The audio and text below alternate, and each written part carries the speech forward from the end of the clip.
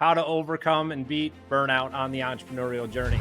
And I love this concept. I talk about it in my keynotes all the time. The complete extreme, and everyone's sitting around doing nothing, trying to find their why. So I tell people, find your why not.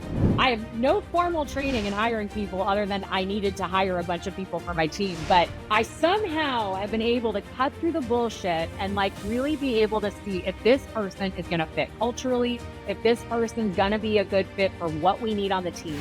27x growth. That's incredible growth. Is there any growth hacks you can share? We did 9x in about 18 months. Well, I also have a master's degree in burning out. I just don't know how to get out of it. So, Erin, welcome to the House of Bricks.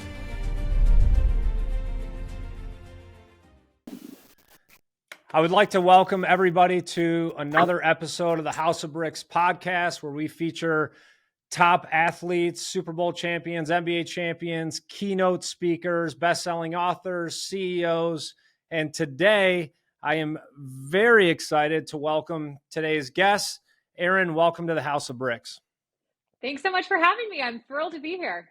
Oh, we're thrilled to have you. So for our audience that doesn't know you, tell us a little bit about yourself, and we're going to get into your story, maybe some of the challenges that you've faced, and then ultimately something, even if no one listens to this podcast, I want to learn how to overcome and beat burnout on the entrepreneurial journey. So maybe it's just you and I.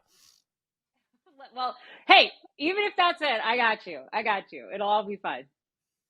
Perfect. Well, tell us about you. So my background is all in advertising, marketing, media, communications. I have worn many different hats. I have reinvented myself many different times and have had a pretty cool career in the sort of creative marketing advertising field.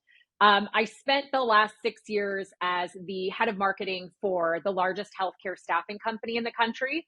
So a hyper growth company that grew 27x in the 6 years that I was there. And I mean, as you can imagine, staffing healthcare workers during the pandemic was a bit of a stressful situation. And so definitely had my own bouts of burnout, was dealing with team burnout, was dealing with the burnout of all of our clinicians, because we had over 50,000 clinicians working for us, and really just decided to go deep and study burnout. I have a master's from Cambridge in England in social psychology. So I definitely do have a sort of academic background in this a bit, but wanted to dig deeper. And so spent the last few years really interviewing and surveying thousands of high achievers from all different walks of life to figure out how the hell they managed to stay at peak performance without burning out. And have really taken that now all. And I speak all over the world on burnout. I just wrote a book that was released last month, The Type A Trap, 5 Mindset Shifts to Beat Burnout and Transform Your Life. So yeah, doing all things burnout now, trying to help people be able to continue to stay at a level of peak performance, but do it without burning out. Well, I also have a master's degree in burning out. I just don't know how to get out of it. So, having started 5 businesses over the last 25 years, going in through all the peaks and valley experience of that, I'm a professional burner outer, if that's a word. I dropped out of college after my freshman year, so sometimes I just make words up. But the more confidence you say it with, the more people believe it. So burner outer is a new word that we're going to implement into the English dictionary. But you said something that kind of jumped out at me, 27x growth. Yeah, we did 9x in about 18 months. It was okay. And was that it was intense. Was that revenue growth or number of people? Revenue. Okay. That's incredible growth. Is there any growth hacks you can share with the audience, how you were able to pull that off? I mean, I think we were a hyper growth company before the pandemic started. We were already on this massive trajectory, growing like crazy before the pandemic started. But then we were perfectly positioned to staff nurses during the pandemic. And as you can imagine, every hospital in the country was like, holy crap, we need like 100 nurses yesterday, send them our way. So I think obviously the pandemic had a lot to do with the level of growth that we experienced in that really short period of time. Right time, right place, and the right Right product. strategy, right? Yeah. You have to have all three of those working together. And in addition Well, yeah, to, and trust me, like there were plenty of days where we were like, we don't know what the hell we're doing. We are making this up as we go. We're just trying to survive. I mean, anyone who's listening to this who has been in that hyper growth state, it's exhilarating and fun, but you're also like, what the hell's happening? Let's just do our best and try and make this work. faking it till you make it is the secret, is a good secret to growth that you have to do as an entrepreneur. And one of the things that, so in addition to my podcast, I'm now doing business advisory services and coaching other entrepreneurs how to grow, first of all, build a strong foundation for their business and then position them for that hyper accelerated growth that you're talking about. And one of the areas we really dial in on is what we call the struggle zone. And it's that moment of, like you just said, kind of making it up, trying different things. And we really try to coach entrepreneurs and advise them to get comfortable being uncomfortable, because most of the time in business, you're in that struggle zone. And the more you struggle, the more growth there is, but there's also that opportunity for burnout. So, do you have any advice or insights that can help us process when we're in that struggle zone and knowing that the growth does come from struggling, but how do you prevent burning out in the process? Yeah, I mean, I think one of the things to remember is if you are a super type A, motivated, driven, overachiever leader that's working a million hours a day or a week, you're not going to just instantly totally change your lifestyle and now have some 2 hour morning routine that involves meditating and exercising and journaling and drinking the teas. Like, that's not really realistic. And so I think what's important, and I feel like we can all read a book or listen to a podcast or see some interview and then we're like, oh, we need to do that. And so as big achievers, we just keep adding things to our self-care list. I know I was certainly guilty of that as well. But I think it's really being realistic with ourselves. If we are already stretched super thin, how can we just incorporate small little changes into our day? Because slowly those things add up over time. Just like diet and exercise. We don't get to just like work out for 3 hours one day and eat super well. And then all of a sudden we're in fantastic shape and we're great for the rest of our lives. It doesn't work that way. We got to keep eating well and keep eating healthy for the rest of our lives to be healthy. The same exact thing goes with preventing stress and preventing and overcoming burnout. It's these small little moments of things that we can incorporate into our day. So there's this great study out of Gartner, the big research firm, that talks about proactive rest. And I love this concept. I talk about it in my keynotes all the time. And so often we think, particularly as leaders or entrepreneurs, that we have to earn rest. We have to be on death's doorstep exhausted before we take the vacation or take a day off or, take a nap, whatever it is. And this study talks about proactive rest. How can we use rest proactively so that we use it to prevent burnout and exhaustion in the first place? And there are countless ways that we can incorporate moments of proactive rest into our day. These can be simple things like having 50-minute meetings instead of 60-minute meetings. Because let's be real, most of the time you're done before 60 minutes. There's always some moron asking more questions at the end when you're like, oh my God, I thought we were ready to go. Like, let's just be done.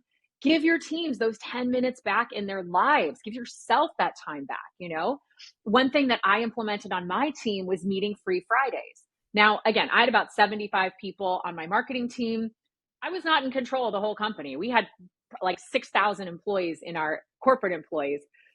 But as I'm sure you know, so often we are on call after call, meeting after meeting, every day, all week. We get to Friday and we're like, I haven't done anything. I haven't done any of the work that I actually needed to do from all of these meetings and stuff. So I had meeting free Fridays so that my team could get through some of the work that they'd been piling up through the week so that they could hopefully go into the weekend with a little bit less stress on their shoulders, a little bit less weight on their shoulders.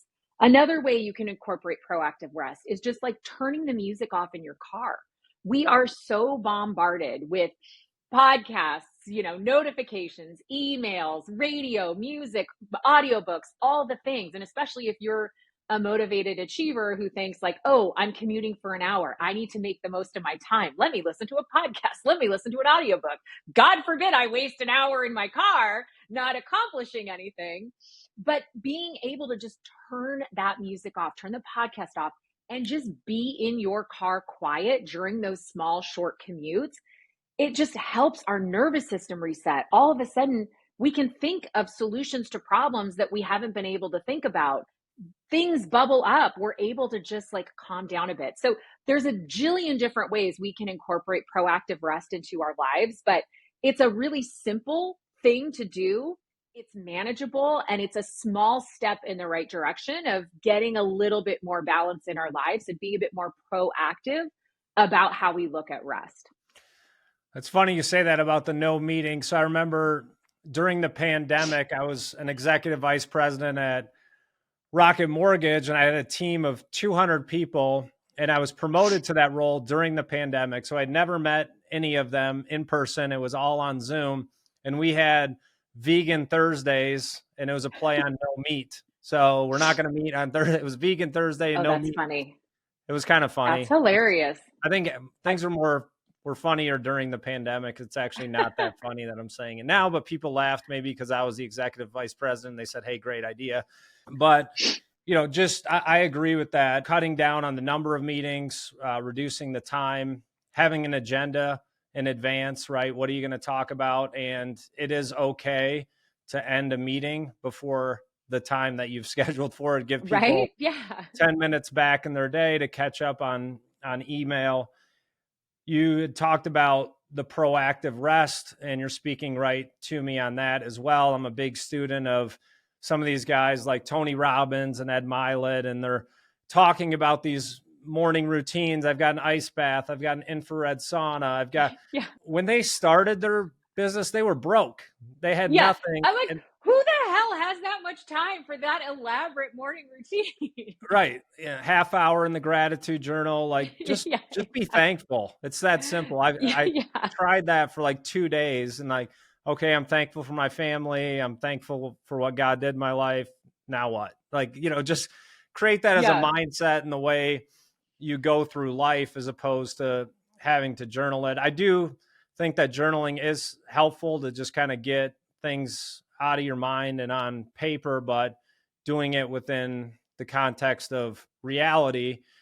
Because when I am coaching entrepreneurs, they're like, what's your morning routine? I said, well, I'm running multiple businesses. I have 4 kids, and I'm at a different level than you are. You need to wake up and work. That's your routine. Exactly. Like start working. Get some coffee. Yeah. Take a shower and work. Yeah. Get to work, and then we'll worry about your infrared sauna routine when you start making some money. One of the things I wanted to ask you about, and this is great so far. Thank you for, again, being a guest on our show. Can you talk a little bit about the collateral damage of type A people? So I know I've experienced it. It's not just the damage that you do to yourself, but it's also the people around you, your team. If you're leading from a place of burnout, it can cause collateral damage to your team. And then also in your personal life and relationships. What are some of the warning signs that we can look for? Because you're thinking, well, I need to block time for myself, but I also have to make payroll and come up with $100,000 by Friday. So how do I be aware of that, and what can I do? Yeah, I mean, I think that's obviously a huge question. So we can break that up into a few different ways. So personally, I think so often burnout does not show up really noticeably until it's too late. If we go back to diet and exercise, when we start gaining a little weight, it's pretty noticeable. All of a sudden, our pants are a little bit tighter.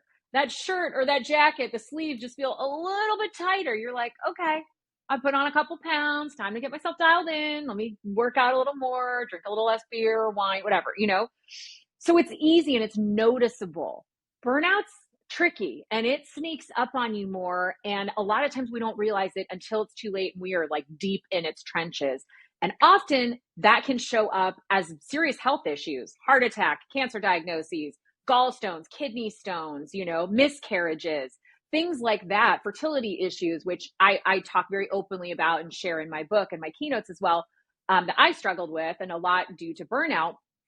But you know, so it's being conscious of our health.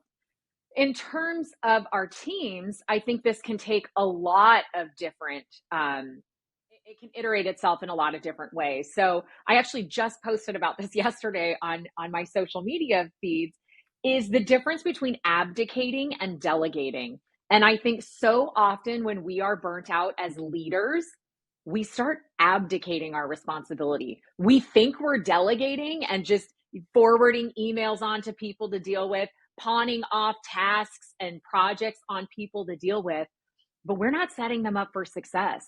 We think, oh, I've got Johnny working on that. But you haven't told him what you need, what success looks like. You haven't trained, you haven't done anything. You've literally just shoved something off onto somebody else on your team and not set them up for success, and really just don't ever think about it again. This abdication of our responsibility is really easy to do when we're burnt out. I know I was guilty of this as well, particularly when you get emails with like 7 people copied in on the email. It's so easy to just be like, there's 7 people on this email. Like, someone else will deal with this. I'm not going to deal with this. But if somebody calls me out, sure, I'll deal with it. But for our teams, that's hard. If we're burnt out, they sense it. You have a negative attitude most of the time. You're disengaged a lot of times. You're cynical. You know, like someone asks you how you're doing. You're like, oh, you know, living the dream. Like, how many times do you hear people say that? They're obviously not happy about something, you know, and that rubs off onto our teams. And so I think, you know, the delegation versus abdication, like there are just so many ways that this can show up in our teams. That doesn't set them up for success. And it also ultimately, I mean, they always say misery loves company, and it can really affect your team.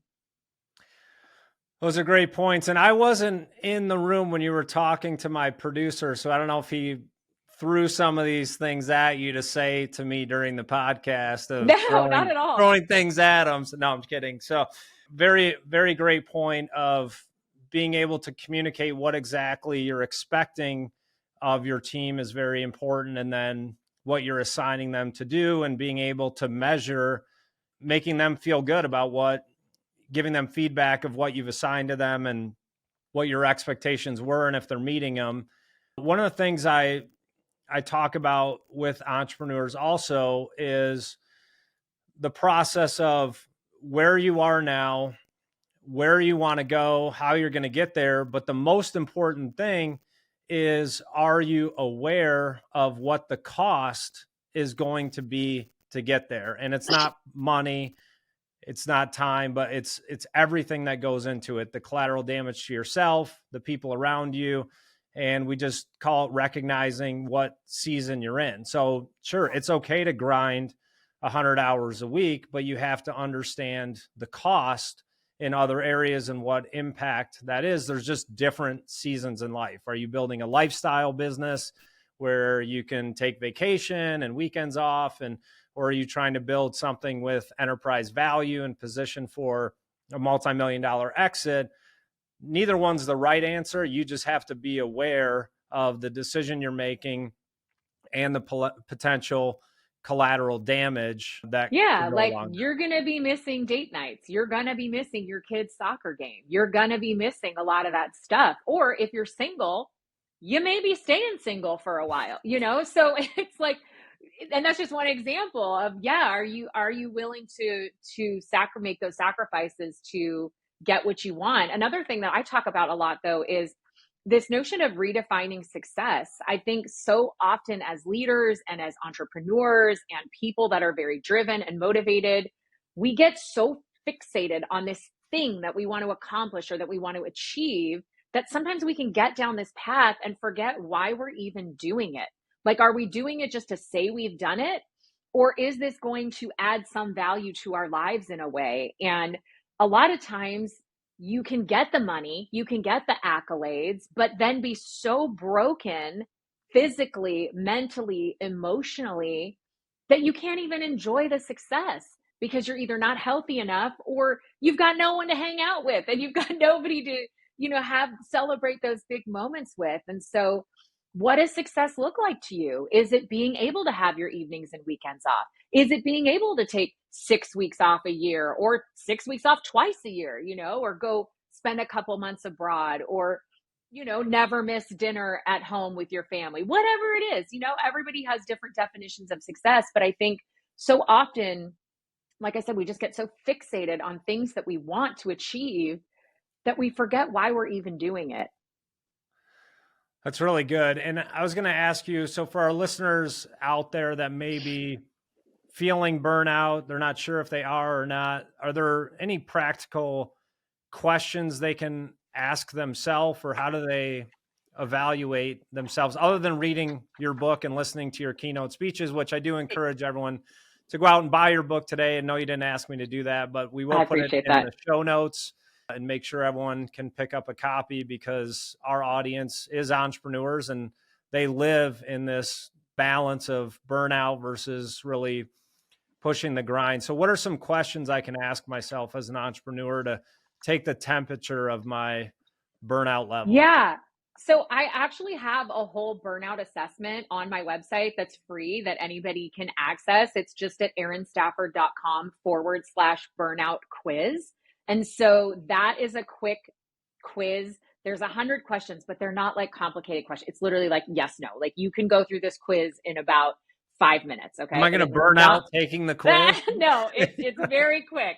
But what it does is measure 6 different parts of your life. So health, work, faith, spirituality, your friends and family, finances, and fun. And so obviously I could have sliced this and diced this a million different ways, but at some point you just got to pick something and go with it, right? So I picked these 6 different areas of our lives. There's questions about all of them. And you can really quickly get a sense of whether I'm struggling on the health side, whether I'm struggling, with my family and my friends, maybe it's finances. You can really get a quick pulse check. So, couple examples, like for health, are you having trouble sleeping? Do you have anxiety? Do you have high blood pressure?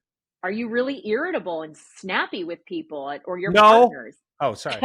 I feel like this comes out mostly with our partners, Yeah. because why is it that we just feel like we can snap at them and say the most horrible things sometimes? You're like, oh my God, I sound like such a jerk. Work, some of the things that I really struggled with when I was burnt out was like zoning out.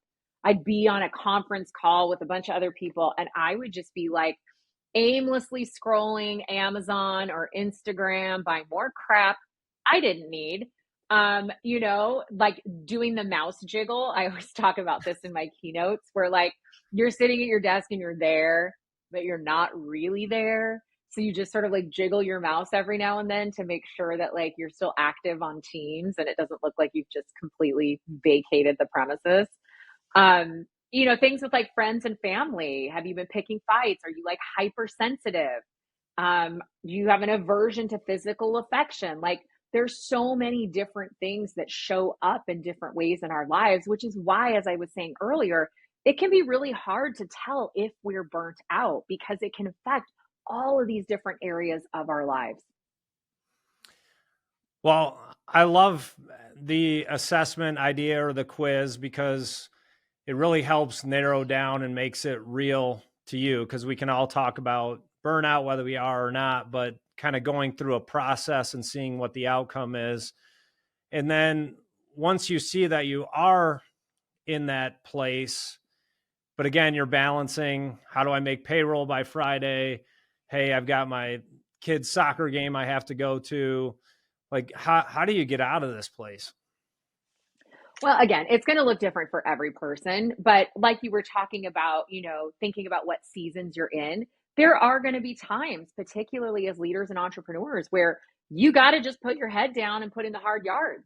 But is there a way, if you're doing that for 3, 4 days, a week, can you then take an afternoon off? Can you get to bed early one night?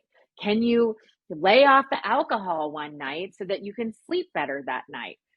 Can you make up for it a few days later in some small proactive rest way? Again, we're not going to change people from working 80 hours a week to now all of a sudden have this perfectly balanced life where they're only working 20 hours a week. It's not going to happen. People that are leaders and entrepreneurs, they thrive off that. They love it. They love the excitement. They love building something out of nothing.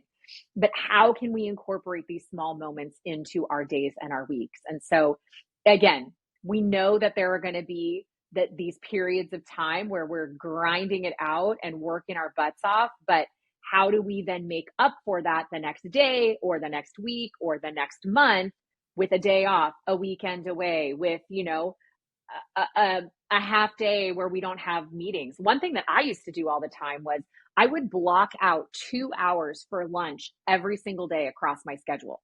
Now, I sure as hell was not taking a 2 hour lunch break. Let me just tell you that. I wasn't even taking a lunch break. But what it meant was that I wasn't getting booked for meetings during those 2 hours in the middle of the day. And, because people can access your calendar and put all this crap in your calendar. And so I was, I would just, before I started doing this, I would just look at my days and I'd be like, I literally don't have time to pee. Like, how am I ever going to get through this day? I don't have a minute to do the work that I need to do or to get some lunch or anything. And so I just started blocking out some chunks of time in my calendar, and it helped so much. Just give me some time to actually do some of the work. I liked having it blocked in the middle of the day because then it was like, okay, I could maybe do a couple things that came up from the morning. I could maybe prep a little for something that was happening in the afternoon. But it just gave me a little bit more of a feeling of control over my schedule and over my day. I love that time blocking, and the current Monday through Friday work week is relatively new in the history of the human race. So Yeah. what I typically do, again, a failure to plan is planning to fail. On Sundays, I'm very diligent and specific on looking at my week. What meetings do I have to have? Which ones could I shorten to maybe an email or a shorter conversation, and then blocking time for myself to actually do that. So I find on Sundays when all the email traffic is quieter, again, it's just Yeah. finding something that works for you and that you're consistent with, and you can really get some meaningful time for yourself, catch up on work, and then also being intentional with my family, scheduling time Yeah. with my wife, dinner dates, whatever it is. If it's not on the calendar for me, it doesn't exist. So if I don't put it on Yeah. there, something else will come up. And definitely not a professional at it, but just the thought of doing it, again, just being intentional with your time. And One thing, go oh, ahead. sorry, I was gonna add something to that. One thing that I love to tell people is I came up with this thing I call the Coco Chanel takeoff, and it plays right into what you were talking about. So Coco Chanel, obviously very famous French fashion designer behind the brand Chanel. She has this great quote, and she talks about dressing with accessories. And she says, before you leave the house, take one thing off. Her point being, less is more when it comes to dressing with accessories. And I always say, before you start your week, take one thing off. And so, same sort of concept on a Sunday, take a look at your calendar and how can you just take one thing off your calendar? Is that a meeting that could really be an email? Or maybe you're having an email war with somebody and you just need to pick up the phone for 4 minutes and that would be fixed. Maybe this is the week your kids carpool to soccer practice with somebody else. Maybe you've already got plans 3 nights this week and it's stressing you out. Like, reschedule one of those, or better yet, cancel. Like, we always think we got to reschedule. I'm like, no, no, no, you have permission. You can just straight up cancel the plans if you don't want to do it. So how can we look at our schedules on a Sunday and take one thing off? That's great advice. And one thing I was going to ask you just before that is, you also are a hyper growth business leader. So now that we've kind of addressed the burnout piece, can you talk to us about growth? Because that's really what we're after. That's what's driving the burnout, as we're trying to grow and get out of this struggle zone and get to the accelerated growth phase. Do you have any practical tips on how we can do that? Oh God. Hyper growth is not for the faint of heart. Let me just tell you that. I am just so thankful that I have been able to like cultivate some of these burnout strategies and tools because it's no joke. It's really no joke. I think, I mean, a lot of this stuff you already know, but like hiring the right people is so paramount. I feel like one of my gifts is in hiring. I think, however, I have no formal training in hiring people other than I needed to hire a bunch of people for my team, but I somehow have been able to cut through the bullshit and like really be able to see if this person is going to fit culturally, if this person's going to be a good fit for what we need on the team skill wise. I think there is absolutely no comparison to just hiring the right people that you need for your team. Because if you hire somebody that sucks, oh God, they slow you down. They slow the rest of the team down. They drag everyone down with you. So hiring, I think, is one of the absolute key things. Another thing in terms of like keeping your teams happy during like a hyper growth environment is really understanding what makes them tick. I have another free resource that I call like what fills your tank. And so a lot of people talk about like the five languages of love. Like, are you an affectionate person? Do you like words of affirmation? This form that I created, which again is free on my website if you want, but it's all about really understanding what lights your team up. How do they like praise and recognition? Do they want it from their colleagues? Do they want it from you, their immediate leader? Do they want it from the CEO? Do they want it from a patient or a client? Do they, in terms of like what they want reward wise, is it, I just want cold hard cash in my bank account, that's all I care about? Is it, I just want an afternoon off so I can do whatever the hell I want? Maybe they want the flowers and the cookies and the chocolates or the gift card to Amazon or whatever. What is it that fills their tank up? How do they like to be praised? What do they like in terms of gifts? And this simple thing, I would have everybody on my team fill it out. And anytime it was time to promote someone or give them praise or give them some sort of shout out throughout the week or the month, I would refer back to those notes and be like, okay, Jessica likes boop, boop, boop, boop, boop. Okay, let me make sure I get feedback from the rest of the team that we can share with her and that'll make her feel good. So ways that you can speak to your team that they like to be spoken to. Yeah, so I agree with that 100%. It's hiring the right people and firing the wrong people.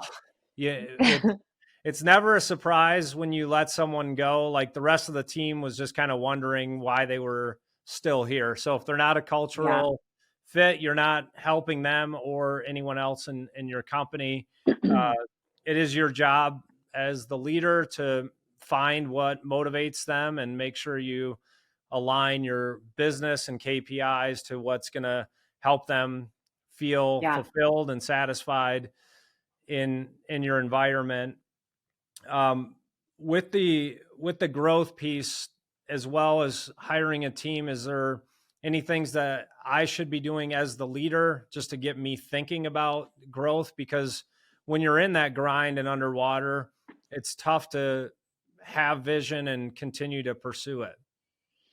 Yeah, I mean, I wanted to just add one more thing before we switch gears a tad, and that is, oh my God, I just totally lost my train of thought.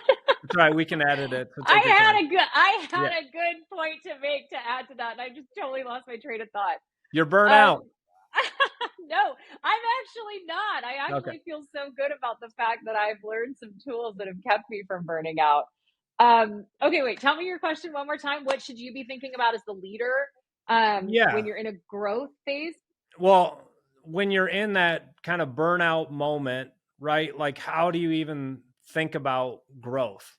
It's hard. I mean, I think that's where we get back to what does success look like to me? Get back to the why. Why am I doing this? What is my like founder story? What is my story that's keeping me going? how can I get myself bought back into the reason why I started this business in the first place, the reason I joined this team in the first place? What is it that's keeping me here? What is it that excited me about this? And what does success look like for me? You know, Simon Sinek, his whole start with why, like there's something to that. Like, why are you doing everything that you are doing? Why are you working so hard? I think sometimes it's very easy for us to get on this treadmill, this hamster wheel of just going, going, going, that we forget why we're actually doing the thing. And being able to remind ourselves of that when we're feeling burnt out is huge. But it's also learning tools to help you, because there is no amount of like yoga and acupuncture that can just get you out of this. We really have to make some mindset shifts. We really have to make some changes in our lives. You know, there are so many days where I'm sitting at my desk working and I'm like, I could literally sit here for the next 24 hours and still not get everything done. But my husband just got home from work and I don't want to sit here forever and do this. I'd like to actually spend time with him. So, you know what? I'm just going to call it a day. This will have to wait till tomorrow. And I think that's hard for a lot of leaders and a lot of entrepreneurs, because we think, oh, I got to get this done. I got to get this done. I got to get this done. But ultimately, you're in charge. You're the leader. It doesn't have to be done today. So obviously, sometimes some things do. But there's a lot of times where we just keep pushing when actually we could just stop for a moment and go spend time with our loved one or work out, whatever it is that brings you those moments of joy. Well, I think there's a balance, and I like Simon. He's got great content, but I think, as with anything in America, as we take it to the complete extreme and everyone's sitting around doing nothing, trying to find their Yeah, why. So I tell people, true. find your why not. Why not get out there Yeah. and start a business? Why not Uh-huh. try to grow and scale a company? I love that. Because like, just why not do it? So, and again, there's a happy medium there in finding what your purpose is, but it also takes action to make progress. That action will give you feedback, and then you can continue to make better decisions down the road. So as we wrap up here, we got connected through a great friend of mine, Josh Linkner. I know you've been a part of Impact 11. I actually attended the event in Detroit. It was top notch. Just Yeah. everything they do is the highest level. He's been a great inspiration for me as an entrepreneur, just the way they lead their business, the community that they've established through Impact 11. Yeah. So tell us a little bit about your experience there, and then also just your journey as a keynote speaker. Yeah. So I have been working with Impact 11 and Josh since he first started his company, which was like back when it was called Three Ring Circus. So it's been a number of years. And he really helped me put a message together that resonated with me and my level of expertise and my background, but that also would sell in the market. And I think that is what they're particularly good at. You can be an expert on whatever the heck you want to be an expert at, but is it going to sell in the market? How can you put a spin on your expertise so that you're still authentic and aligned with your background and your expertise, but it's spun in a way that it appeals to a bunch of different organizations and associations? So they are the best at teaching you how to cultivate a message, how to create a keynote, stage presence, how to learn the business of being a speaker, how to work with speakers bureaus, what needs to be on your website, in your speaker reel, et cetera, et cetera, et cetera. I have learned so much from them. Josh and Ryan and Pete and Seth, who run Impact 11 now, are all dear friends of mine now.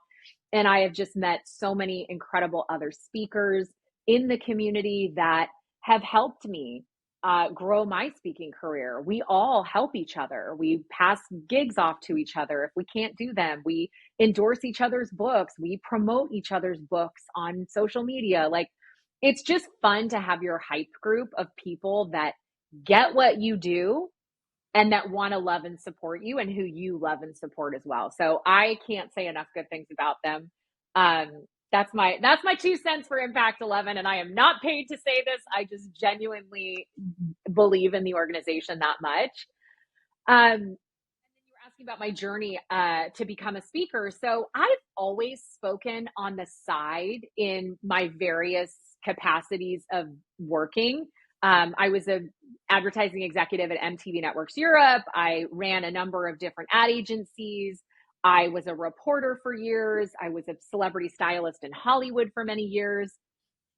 So I've had this kind of diverse background, and I've always spoken at various conferences or on panels and things like that. And I just decided that I wanted to go for it. And it was time. I'd been at my last company for 6 years. Obviously, we'd been through the pandemic, we'd been through this huge growth phase. I had grown my team from 3 people to 75 people. The company had grown.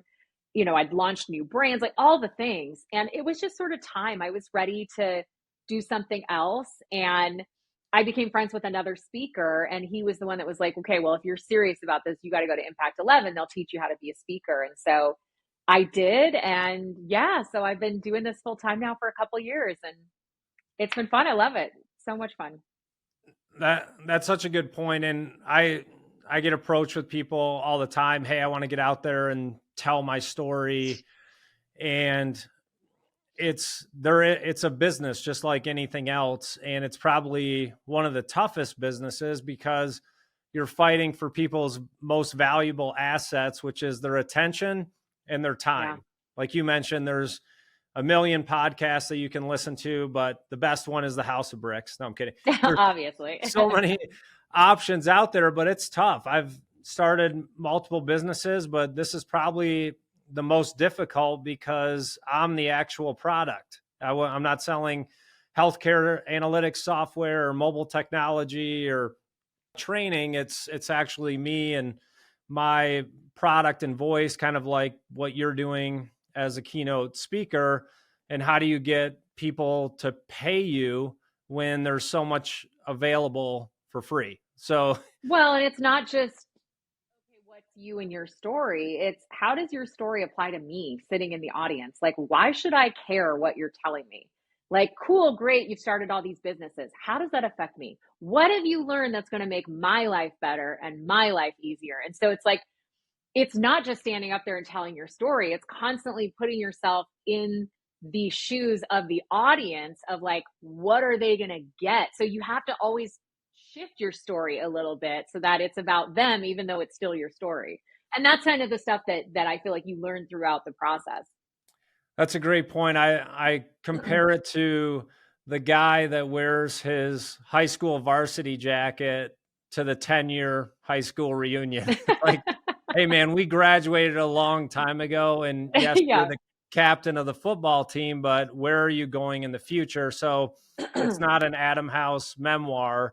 It's it's a vision of where the House of Bricks is going to go and why you would want to join our movement, similar to what Impact 11 is doing. They've created a movement of people helping them package their story that makes it relevant to the audience and makes them want to be a part of where you're going and not where you've been.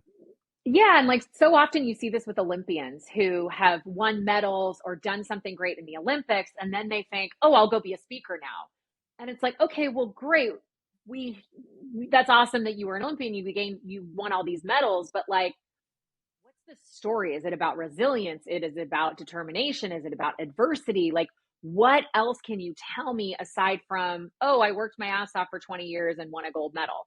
And so you see this a lot with Olympians that maybe sometimes, yes, they have the notoriety, they have the gold medal or whatever, but sometimes they struggle with how to actually tell their story to a wider audience that really, that where it will resonate with them. Part of our business advisory services is not just working with entrepreneurs, but also professional athletes. Oh, so similar to an Olympian, right? And the athletes that I am drawn to are the ones that were able to do something after their profession. So they started a business or they're investing in the community. Like, Shaquille O'Neal was one of the most dominant basketball players ever. Well, now he's an incredible entrepreneur, owns hundreds of franchises, starting everywhere I see Shaq's got his investment in something else. And so those are the guys, like, when you're able to, after whatever mountain you climb, is how you get to the next mountain and continue to have influence. So as we look to wrap up, and again, just summarizing what we've talked about, the burnout stage, just that self-awareness. People can go on your website, take the assessment. I encourage people to do that, take the time, just because that self-awareness is the first step in really being able to recognize where you are, where you want to go, what it's going to take to get there, and the cost to get to where you want to go, and if you're up for that challenge. But anything else you want to leave our audience with as we wrap up? I just want to leave them with the fact that one, burnout can happen to you. I know as a lot of driven leaders, we think burnout's BS. It's not going to happen to me. That's something that happens to other people, weak people, lazy people. It can happen to you 100%. And there is a way out. There are tools and tactics that you can learn and develop that don't always happen overnight, but you are able to ultimately stay at a level of success and peak performance and do it without burning out. But it takes some time, it takes some work, like anything worthwhile, and it takes a little determination, but it is possible.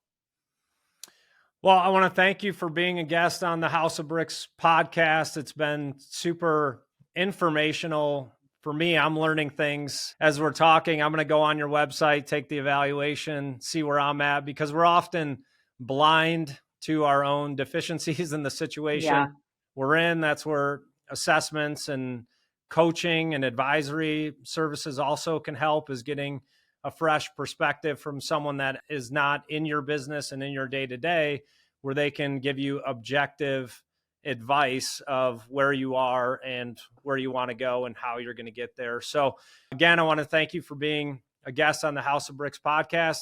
Erin, have a great day. Thanks so much. I appreciate it. Thanks for having me.